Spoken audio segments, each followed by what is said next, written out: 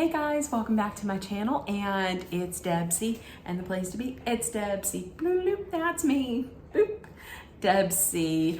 It's Thursday. Happy almost end of the week. End of the week. One day closer to a 3-day weekend. One day closer to a new year. One day closer to getting this situation taken care of. I thought today I was thinking back to some of the movies. Nope, let's scratch that. I was thinking back to some of the TV shows that I watched this year. And I thought I would go through them. There are 6 that I'm going to go through, and I'm going to give a superlative to them. And I'm going to call it a class superlative. And you know what I mean? Like whenever you were in high school and there were, at the end of the year, there was like most popular, cutest couple, class clown, most likely to succeed, most likely to want to marry a member of Duran Duran would be me. I literally thought at one point that I was going to marry 2 of the 5 members, and that was Simon Le Bon and Nick Rhodes. Spoiler alert, I didn't. But I thought I would go through, I would give these superlatives to these 6 TV shows or miniseries or whatever you want to call them. And they were all on streaming services. So, and I'll go into it and I'll tell you why I think that about them. Okay. So I'm going to start off with, let's start off with my least favorite. I mean, let's start off with the worst first. Now listen, and this breaks my heart that this is, well, it doesn't break my heart that this is my least favorite, but it really does surprise me that it was my least favorite because it looked really good and I had really high hopes going into it. But my least favorite of the year was The Watcher. While I enjoyed some parts of it, like the cast, I always will enjoy Jennifer Coolidge. I enjoyed the cast, I enjoyed the music, and I enjoyed the story up to a point. But the reason why it was my least favorite was because Ryan Murphy just added too much into it. Like, it was okay, and then he had to add in like the underground tunnel, and he had to add in like the blood cult, and he had to add in the girl with the pigtails coming into his room in the middle of the night, and they had no idea of how she got there. Stuff like that. It was too much. That right there is the reason why The Watcher was sadly my least favorite of the year. Sorry. I love you, Jennifer Coolidge, but I didn't like that. I'm sorry. It was my least favorite. I'm going to change, and I'm going to go to the other end of the spectrum. I'm going to name my favorite that I watched. Now, this was a pick for this next one, which I named my favorite of the year, was a pick for my June binge club. And it was Heartstopper. It was on Netflix, and it was just a lovely miniseries. I loved every part of it. It was just so heartfelt and so genuine, and I loved the whole message of it, of just being your genuine, authentic self and just loving who you want to love. And I loved how the characters, and I cannot remember their names right now, but I love how the character who started off, who was the jock, and who had started off straight, then met the boy that he would eventually come to find that he does really, I don't know if he loves, but he does really like him more than just a friend. I like that he would stand up for him, and that I just loved seeing his journey. So it was just such a sweet, heartfelt, genuine mini series that I just, if it does come back for a second season, I will absolutely watch it. I loved it and I would recommend it to anybody. And so that's Heartstopper on Netflix. Next is my most surprising. Now this, when I say most surprising, I typically am not the biggest fan of this, like, I don't want to say genre, but, and this is going to go to Wednesday. I watched it and it's Wednesday on Netflix. I had decided to watch it because everybody was loving on it, and I saw Jenna Ortega do the Wednesday dance all over TikTok. So I was like, listen, I'm gonna watch it. I probably won't like it.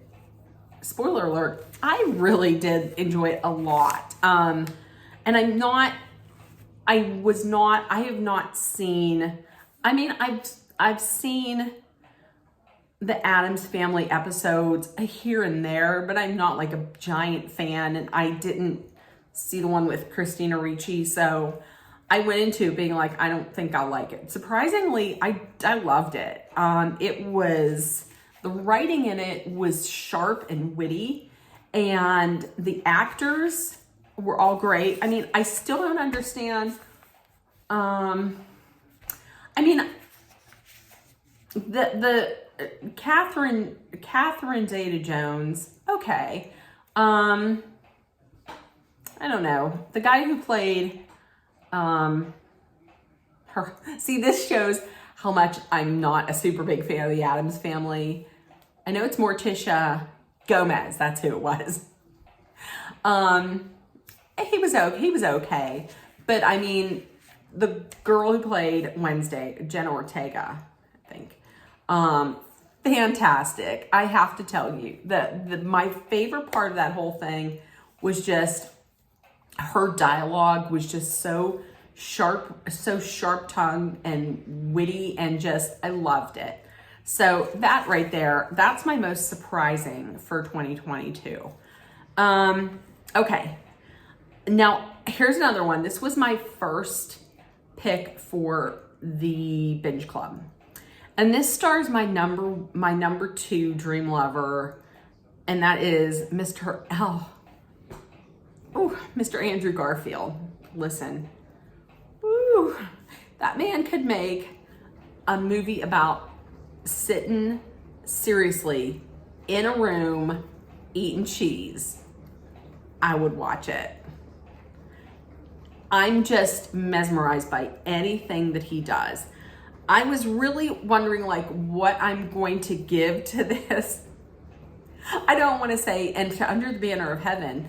I'll say it, Under the Banner of Heaven, most yummiest eye candy with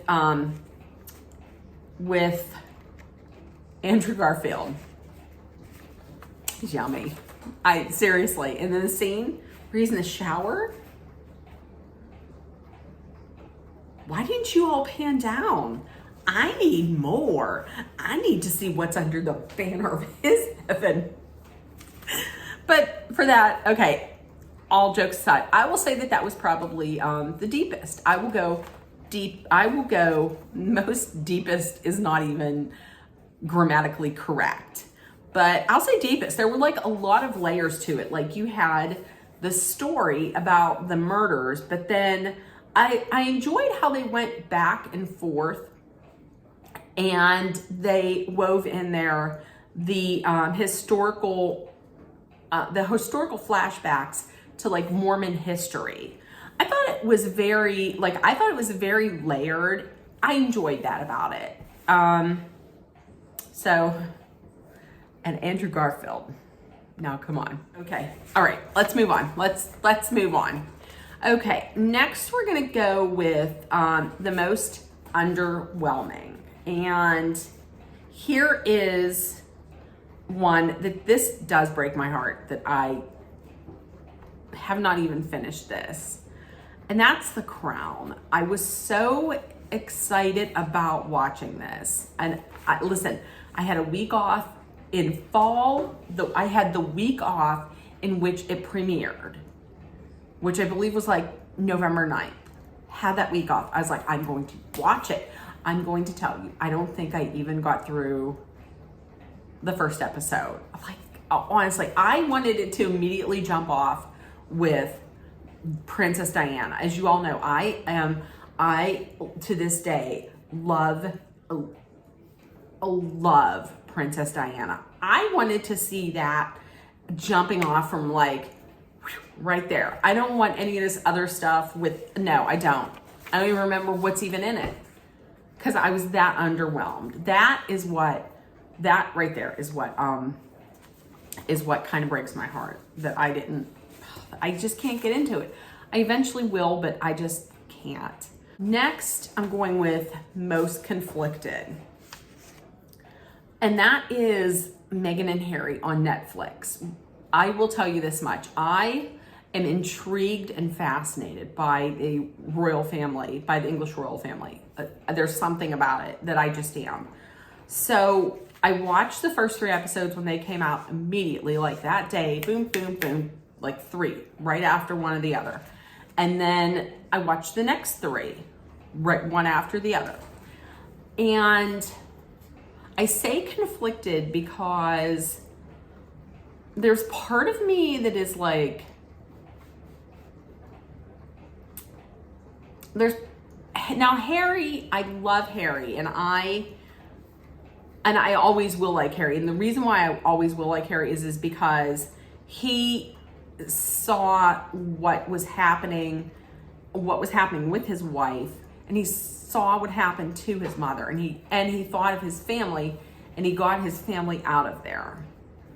I like that. I also like the fact that he has opened up a discussion on mental health, which I think is something that needs to be done. I feel like if you have suffered with mental health issues, especially if you are someone who is a celebrity and can use your voice to help strengthen that platform, that can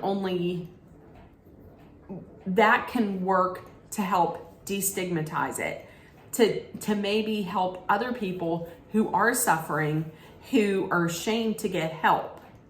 I think anybody who can speak out on that is doing a great service for mankind. I really honestly do. I love that he has come out and he has spoken on that.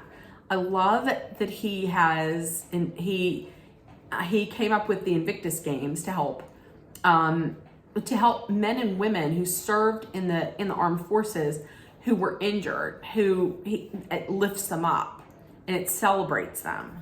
I love all of that. I like the fact that he did make mistakes when he was younger. He has learned from those, he has grown. I love that. The part that I'm conflicted in is there's part of me that there's a part of me that's like, if you want to be private, then why are you putting all this out here now? I mean, I understand that they're saying that there's all of these rumors and mistruths going around, and they want to tell their story. I understand that, but I don't know. It's just, that's why I say I'm conflicted.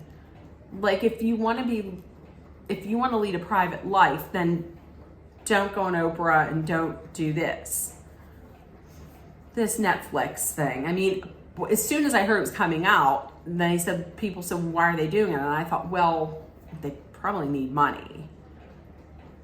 I mean, I do, but then there's the other part of me that's like, when you listen to all these things that have happened to Meghan, it's terrible. Like, do I believe the stories that there's racism in that family?